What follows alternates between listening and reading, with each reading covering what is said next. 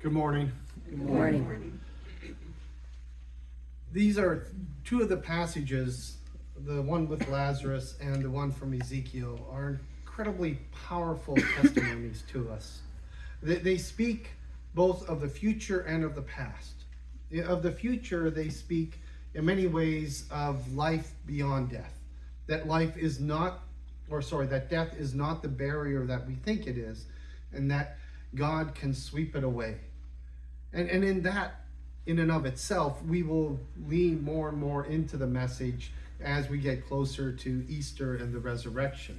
The whole idea that this life is not the end, and death is not nearly as powerful as we often make it out to be.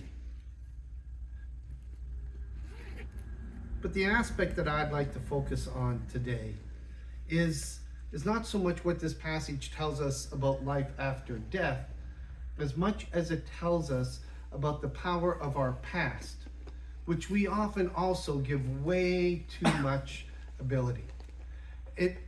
We often feel restricted and confined, boxed in by our past. And just as this passage tells us about the power to wipe away death, it also shows us the ability to overcome the power of our past. The story of Ezekiel. So they get to the valley, there's filled with dry bones. Pam didn't do it, but every time I think of Ezekiel, them bones, them. I was tempted.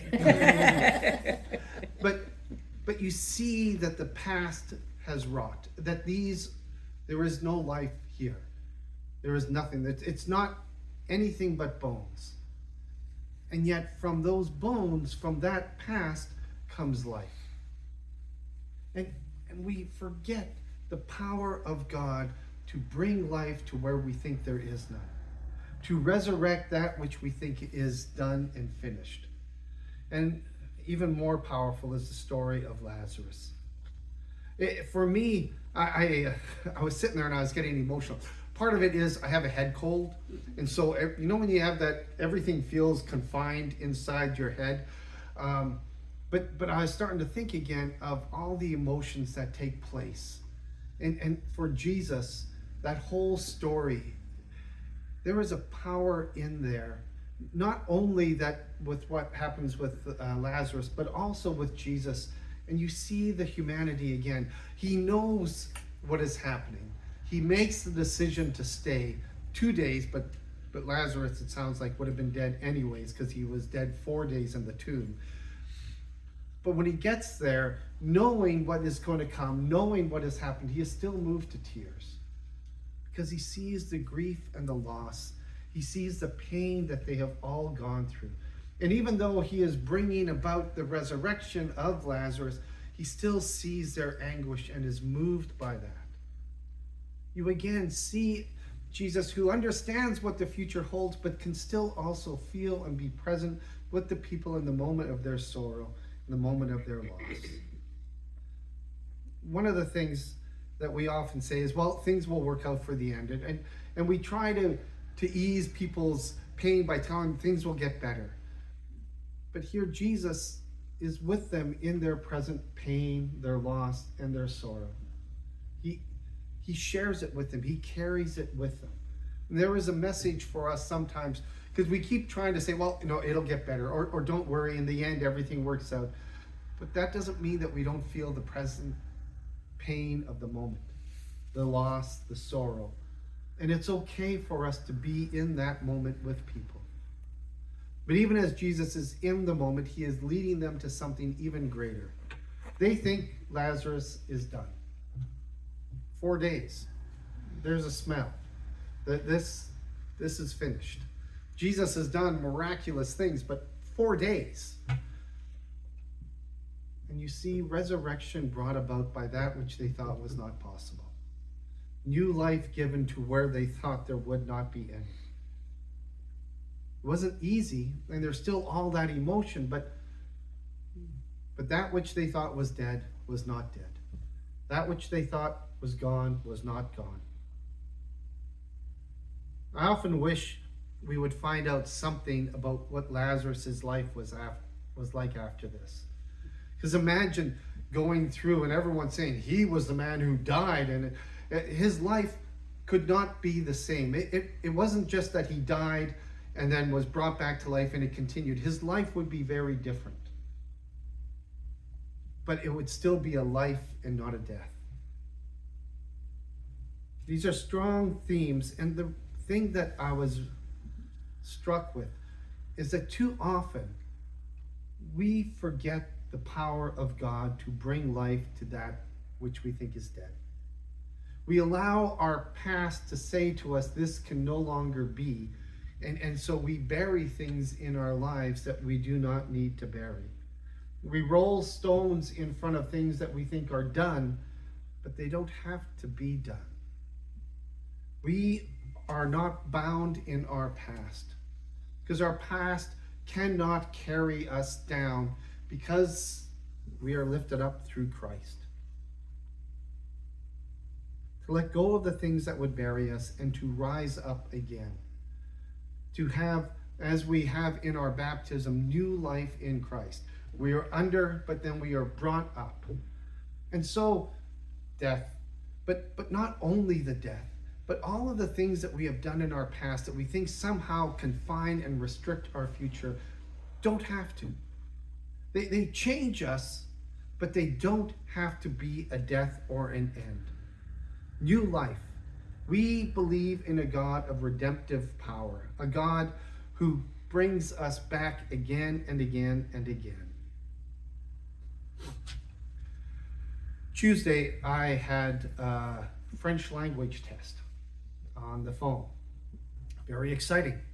I thought it was supposed to be at 2 p.m. I was stressed. Yeah, thanks. Jason gave me the thumbs up there. I was incredibly stressed, and I'd been prepping for it, and I thought I had 3 hours. I was going to close the chapel a couple of hours early to prepare. And then I reread the email, and it was at 9:45, not 2 p.m. I had half an hour to prepare. I kicked Jason out of the office pretty quick, and I sat there and I was like, okay, you can do this, and I was, if I have a head cold now, I felt stuffed in my head. I felt my heart racing. One of the few things I could say is, je suis très nervous. I can't even say that. Yes, that extra 3 hours would have been. Yeah, everything was, so I got on the call and it was a disaster. I bombed. I got a 1, which is better than a 0. We're supposed to have a 2 or a 2+. So it wasn't like I was at, 0, but he was asking me questions and I could not, so I was guessing, I was throwing out answers to questions that I hope was in the right area.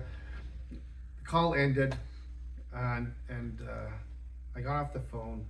A colleague of mine had said, we should meet for lunch, and I said, okay. But I was done. That was it. Like, I am not doing anything more with French. I'm finished. I can't. This is beyond me. I got into our Corolla, and the Corolla hooks up to my iPhone, or not my iPhone, my phone. And I'd been listening to music on the way in to kind of calm me because I knew the test was coming. And I'd been listening to a certain song when I turned off, but when I got into the Corolla and turned it on, that was not the song that had been playing. A different song, and it was halfway through, and I was wondering, like, had my phone been playing the whole time? And I checked the battery. I thought, my phone must be dead, because somehow the phone and the car had stayed connected, because it was on a completely different song, and it was halfway through, and the volume was way up. And the song was "Don't Give Up." and I turn it on, and I have the short drive to where we were meeting for lunch. And the song, it just keeps repeating, "Don't give up, don't give up, don't give up." But I'm like, I want to give up, I want to give up. And it's saying, "Don't give up," and I want to give up, don't give up. And then again, the story of Lazarus. I thought, I don't know what is possible for me. and my journey with French. But I do know that with God, there is always a possibility. And so I shouldn't give up. I don't know if, I'm not saying that I will pass, but I am saying that I will continue to try. Because that is, in a sense, a representation of the faith we believe in. We believe in the impossible. We believe in trying. And does this not mean that God might teach me another lesson through failure? I don't know. But I do believe that I will continue to try. Much probably to the sadness of my family. But there's so many things in our life that we think are done. We think, oh no, this is broken. This cannot be brought back. But relationships, dreams that we have. In the prison, so many of the people, when they are arrested and brought to the prison, their whole idea of what is possible for their life changes. Relationships and dreams of what they may or may not be able to do as a profession, and all of these things come crashing down. And I was thinking of them in particular when I was reading the passage of Lazarus, saying, your life hasn't ended. It has changed, but there is still new life ahead of you. There are still new possibilities. And don't start restricting yourself because of your past. Because so many of them have many gifts to share, many opportunities to make a difference in this world. Like Dean, I'm not going to talk about Jason, but there is still all of these possibilities that people are able to do. And then I was thinking about the congregation, and I was thinking, we too often write things off. We look at relationships and we think, oh, that relationship is finished, or we think, I can't do this, like speak French, or I'm not able to make a difference. We limit ourselves, we restrict ourselves, we belittle ourselves. But we believe in a God who gives us life, a God who raises us up. Even after 4 days, that is what we believe. And so, why do we not believe that there is new possibilities in front of us? New beginnings that can take place. Even at whatever point of our life we are at, there are new beginnings, new life. Those bones can be brought back and moved forward. Eric was in his small apartment, just going over all of his life's failures, and there were a lot of failures for him to go over. And he was sitting there lamenting a life wasted when he fell into a deep sleep. He realized right away that it must be a dream that he was in, because he was walking through a field.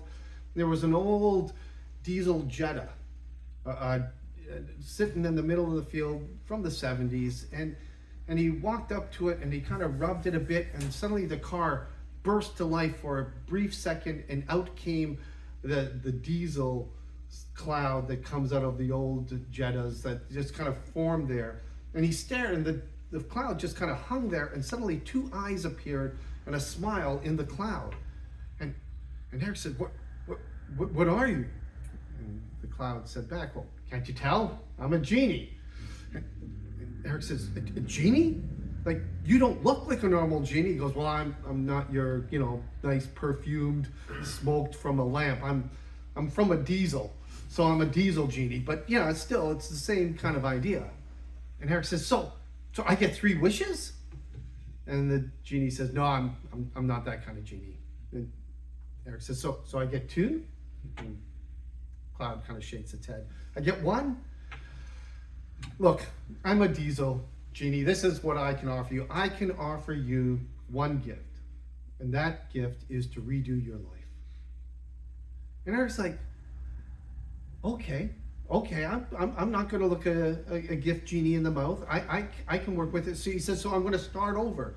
And the genie says, no, I can't really even do that. You'll be the same age, but you'll be able to redo all the aspects of your life. And Eric thought, well, okay, I've just been regretting all of these decisions, so okay. He goes, so the first thing I'd like to do is I would like to invest in Apple and NVIDIA early in my life so that, I'd have more money now. And the genie says, done. You have now invested and you have stocks in Apple. And Eric's like, okay, oh good. And the genie says, so that's all you wanted to do? And Eric says, no, that was actually the easy part. What I'd really like to do is go back and fix my life.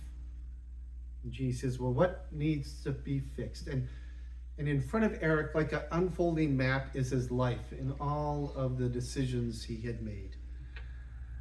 Eric didn't need the map because he goes over them all the time in his head. And right in the beginning is when he was 18 and he got into a huge argument with his parents. And he stormed out, said he would never call them again, and never had. And the reason his parents had argued with him is that they had told him that his girlfriend that he was with was just taking advantage of him. And he was so mad, and he yelled and he screamed at them, said, I will never talk with you again, and he moved out with his girlfriend. The next thing in his life that he wanted to change was that 2 days later his girlfriend stole his car and all his stuff and left him. So his parents were right.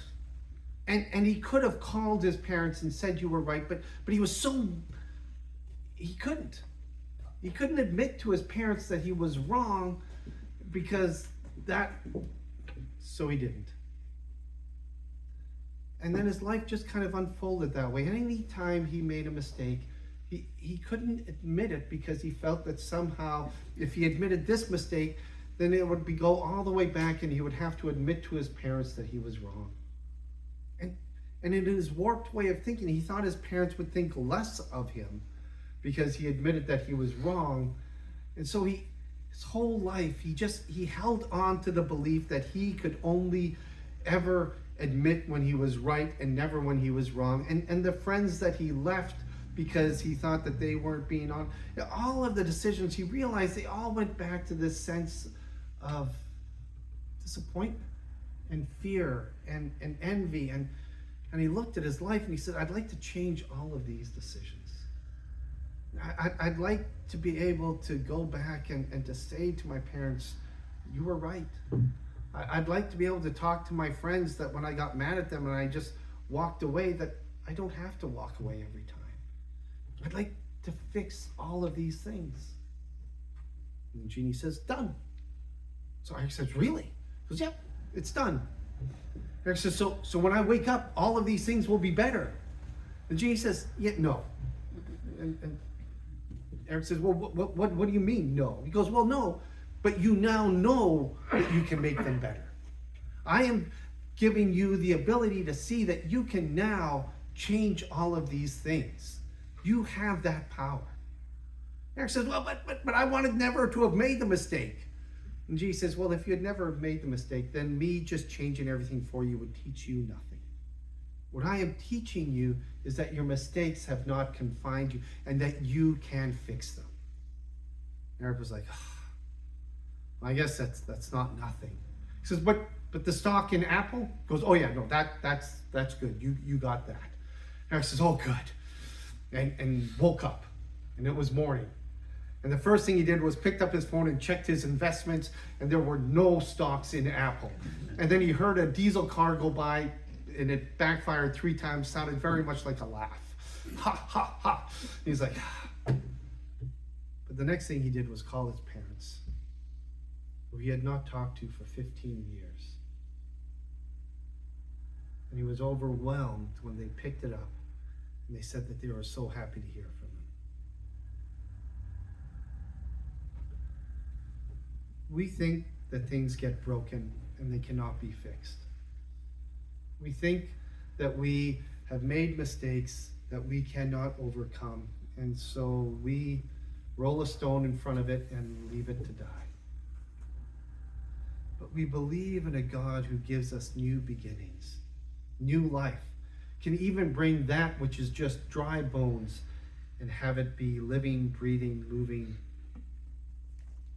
So I invite you this week to think about something new that you want to start. Think of something that may have been broken that you want to bring back to life. Something that you may think is beyond repair and repair it. Think of something in your life that you had thought was dead and bring it back to life. It might not be the same as it was, like Lazarus would not be the same as he was, but it would be something new and wonderful. We believe in a God who heals, who lifts up, who fixes, who gives new life. So today I invite you to grab a rock and let that rock be something, and here I'm going to think of something particular. Think of something specific that you want to do to start new. That either it's something that's broken that you want to fix, or something that you have thought that you are not able to do and you're going to do. But think of something particular that you want to give new life to. And let that rock be a reminder to you that with your desire and with the grace and love of God, anything is possible.